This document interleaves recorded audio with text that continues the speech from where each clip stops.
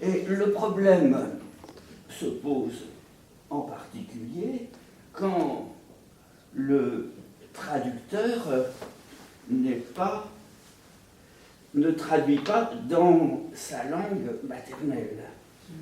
Dans ce cas-là, c'est souvent très approximatif, comme français, et dans ce cas-là, le rôle de l'éditeur est encore plus important. Et il me semble que l'on pourrait quasiment parler de binôme pour une traduction entre celui dont la langue maternelle est celle du texte d'origine et celui dont la langue est celle d'arrivée, le français dans le cas présent.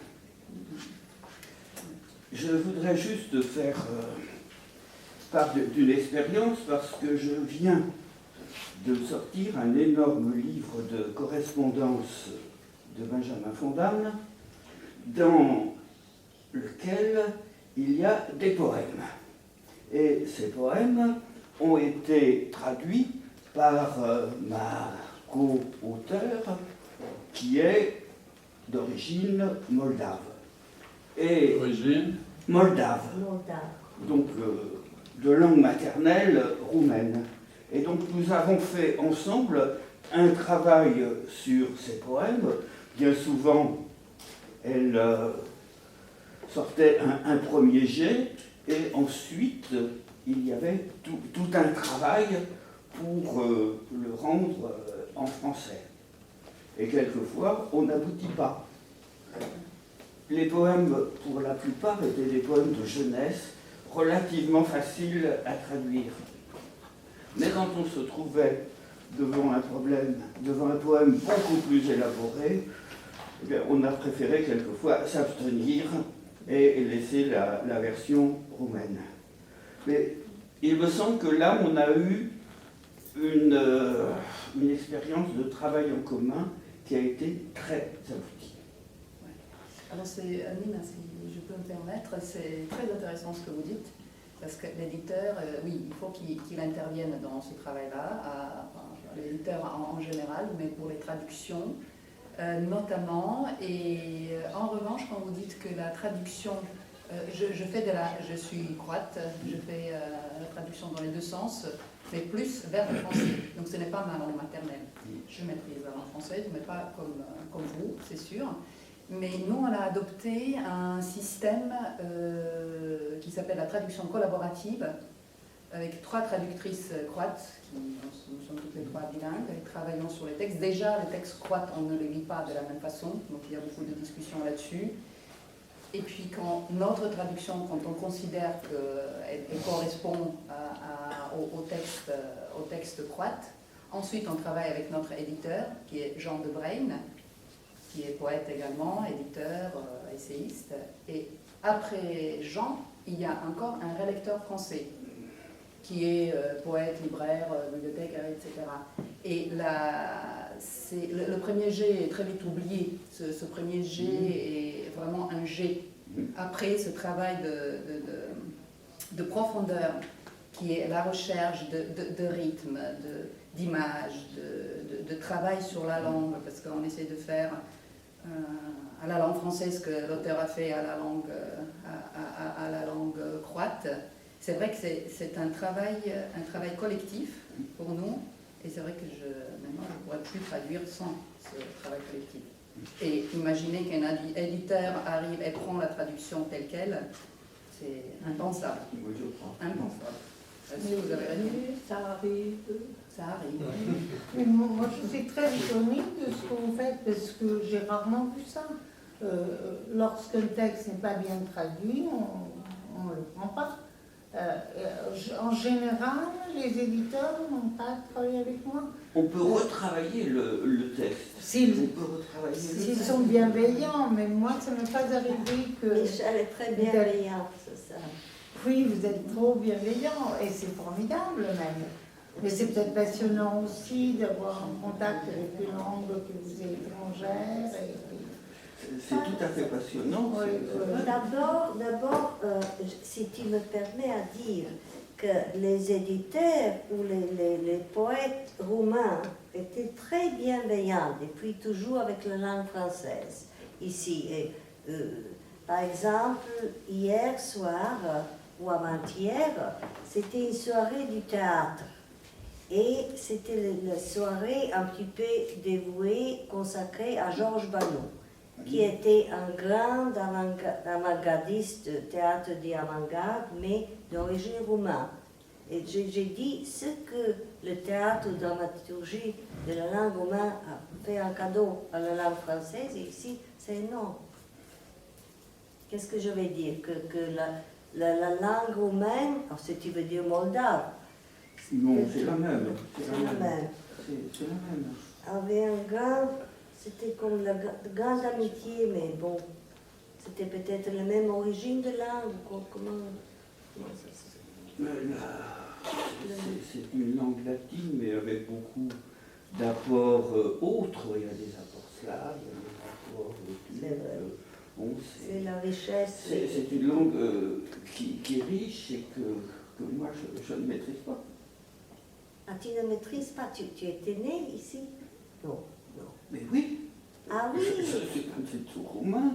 Non, quand je disais tout à l'heure que j'avais travaillé avec une Roumaine, c'est parce qu'elle faisait la première traduction du roumain vers le français, et ensuite on travaillait ensemble. Moi je suis de langue maternelle française. Et c'est ce qui me paraît mieux pour la langue d'arrivée dans une traduction. c'est magnifique.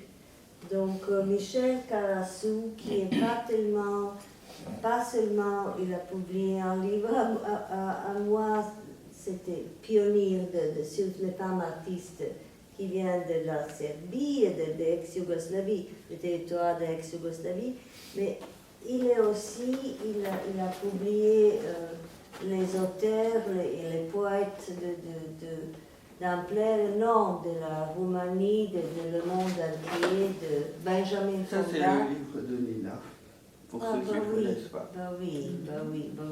Ils sont mis dans la boîte, tu sais, ils sont emprisonnés dans une boîte en bas qui est exposée, mais Il faut les libérer. c'est sonnettes en avion. Alors là, cette traduction en particulier, j'avais de très belles traductions de Farita Vibrance, de très belles traductions aussi de Liliana et Raymond Fuselier, ici, et Jean-Pierre Faye, qu'est-ce qu'il a dit? Les poèmes de Nina, qu'est-ce que tu dis ici? Les poèmes de Nina surviennent parmi le champ des poèmes du monde de la vie. Ils acquiescent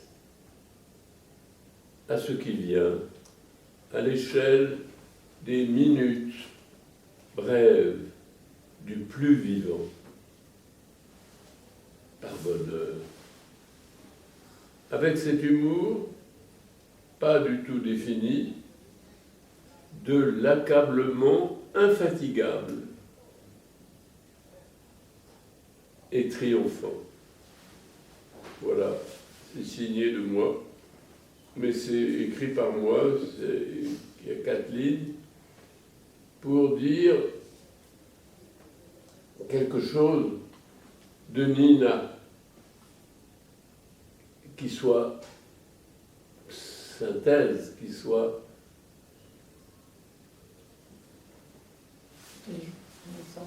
comment dire, comme le soupir du langage, comme je dirais pas le résumé, mais le condensé du poème, de l'œuvre poétique. Tu as dit mieux que ça, tu as dit un être tellement insouciante comme moi, qui tient le poème comme une morsure entre des dents. Entre deux dents. Oui, entre les dents. Ah, Il a dit ça aussi. Magnifique, ça. On n'a pas utilisé. Elle a publié une douzaine de recueils de poésie, pour la plupart en langue serbe, mais aussi en anglais. Eh ben oui. Donc elle a publié des traductions en langue française, mais aussi en langue anglaise. Plusieurs de ses recueils ont été traduits en français, dont Sous le signe de Cybèle. Oui. C'est un jeu de mots sur ces deux. C'est notre ami Alexandria Saran qui Oui, a sur écrit ces ce deux livre-là. figures mythologiques de l'ancienne Grèce. Cybèle, c'est une déesse. Est-ce Ouais. qu'elle est mariée à Chronos parce que Mais tout Cybère- ce qu'il donne, il avale. C'est la fertilité. Voilà, c'est la J'ai été fertilité, la journaliste femme de guerre en Égypte. J'ai allumé la radio et écouté du Bach. Je vivais avec des gens qui haïssent la poésie. Les découvertes étaient à la mode, bêtises aux gestations.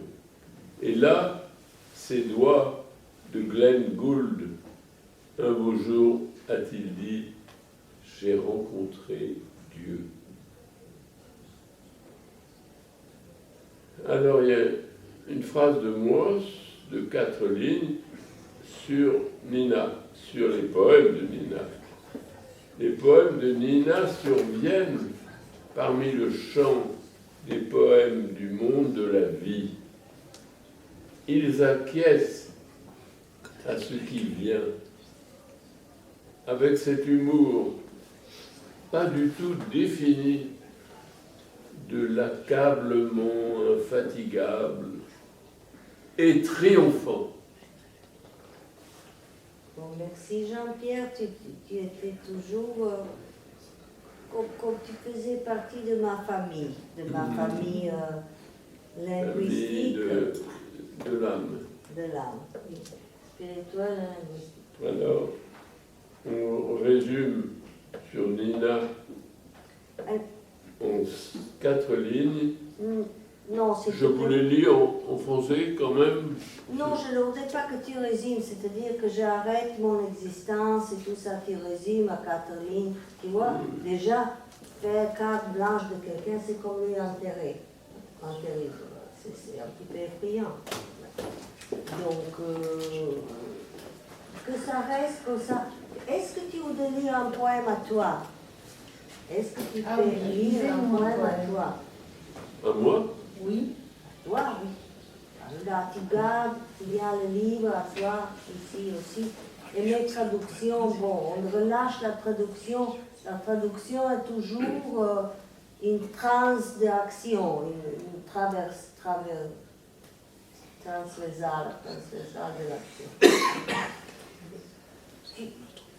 Quel est le poème que tu aimes le plus à toi? Voilà. Voulez-vous que je lise un poème de moi? Oui. Vous êtes de Michel, mais il n'a pas Je l'ai son ouvert au recueil hasard, ici. comme ça. Ben, ouvrez au hasard et lisez. Oui. Pourquoi pas? Regarde, Pierre, impatient, il t'attend là-bas. À Compagnon. celle qui est au secret, au-dedans, et au sommeil, à celle qui est en voie de dire ce qui est mesuré.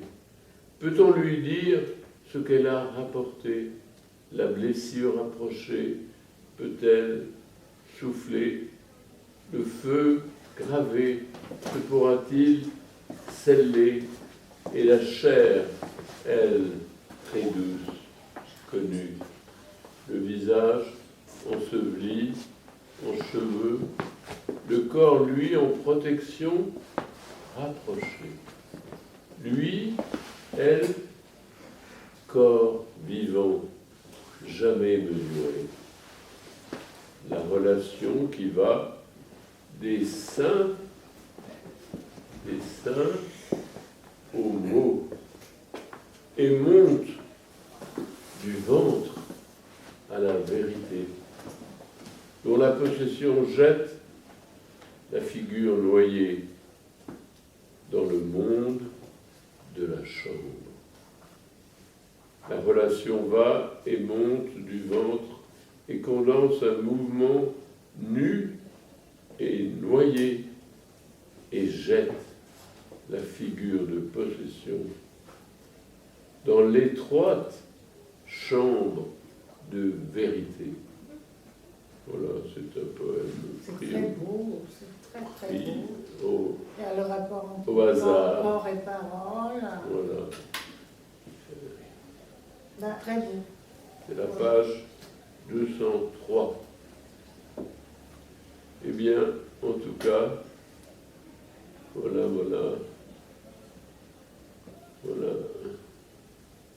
où nous sommes dans ce monde Qui a publié ce livre? magnifique de la Oui, c'était. Mais poésie. est-ce que tu as le poème que tu as traduit? De la- Tu as la version française? Parce que j'ai pas été capable de la retrouver. C'est très beau. J'ai traduit en remontant le fleuve. De second livre, mais D'accord. je peux lire Et ça, c'est la une traduction traduction qu'a fait en Nina fait, de votre poésie. trouvée de cette époque-là. Ouais. Anne-Pierre. Jean-Pierre Peut-être Fall, qu'elle peut il lire a quelque écrit chose cette en fois, sèche. Oui. mais Vous allez voir comment ça sonne en sèche. C'est ça, voilà. Oui, comment ça sonne? Je vais te Mais dire, faut que ce soit j'ai vous traduit qui- la guerre, sur la Elle qui va guerre. le lire. Elle l'a traduit, elle va le lire. Ah oui. C'était Jean-Pierre était très blessé par la guerre, par les guerres civiles en Balkan et l'agression de la Serbie sur les autres. C'est vraiment, c'était très. Il a souffert beaucoup, il a souffert autant que moi. Et il a écrit quelque chose. Même ça me fait chagrin. Nađeni rat, la guerre trouvée.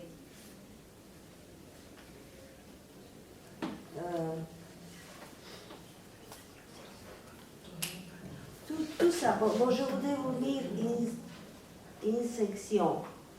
Na kraju rata, upravo na kraju rata, sve lude tog rata počinju da prave probleme u liku izgubljenih vojnika, sa idealistima, sa profiterima. Oni su čvrsto jezgro onih koji odbijaju. Jedini koji ostaju normalni su pacijenti psihijatrijskog. Oni su odsečeni od stvarnosti i njihovo ponašanje se ne menja i na 600 metara nadomek linije u zoni proglašenoj opasnom. Mnogi se plaše da dođu do bolnice, ali za druge psihički bol je toliki. Voda je iza Mirinih ruku. Voda curi iza Mirinih ruku na telo onoga koga ona voli i brani, ali gulikože su već počele da odvaljuju delove tela koje je život. O noge, o ruke tela ljubavi i lomljenja zglobova i članaka u nekom podrumu, u nekoj ostavi. Saznao sam priču, sreo sam se sa svim ženama starog tela, imale su ruke pocepane olujom vremena, savitljivost i beskraj su ih gonili svetom, sve dok nisu pristigle do luke nazvane Nerazumlje, koje su podelili na 3 dela apsurdno besna braća. Sanjam o ratu gde važi snaga i ludi zakon, koji je takođe ispravan kao muzička fraza u luci neuma, bez razložja. C'est le dernier mot. C'est de l'eau de main d'Admira. Que tu as, dans la guerre, trouvé, on avait pas mal De la grande armée. Bah, moi, j'ai traduit pas mal de poèmes qui sont les témoignages. Là, je voulais Oui. pouvoir lire la dernière phrase, le dernier vers.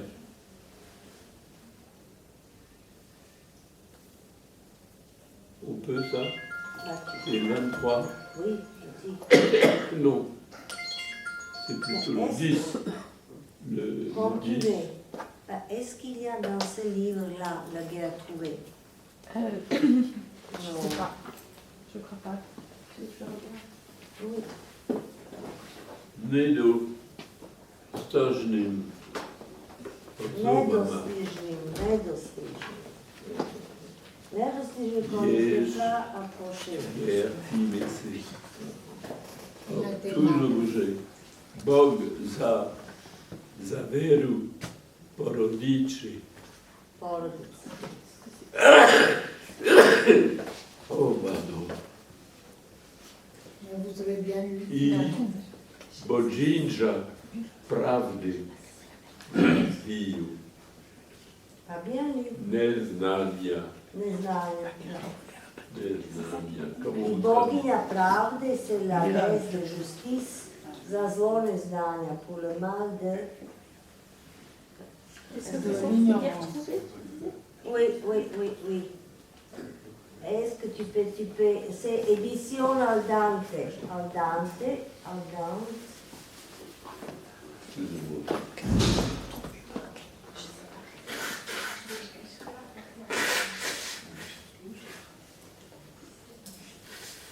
C'est pas tellement rigolo qu'est-ce qui s'est passé là-bas. C'est comme ça, bon, Vas-y avec ta téléphonie et tes téléphones. C'est cette section-là. L'eau de main d'Admira. Je vais vous le dire.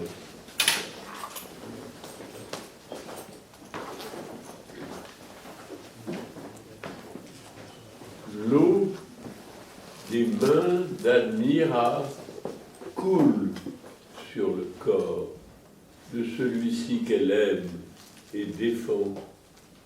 Mais les dépaisseurs ont commencé déjà la dislocation des membres du corps de vie. Oh, les jambes et les mains du corps d'amour. Dans un grenier, dans un cellier, j'ai appris l'histoire. J'ai rencontré toutes les femmes des anciens corps.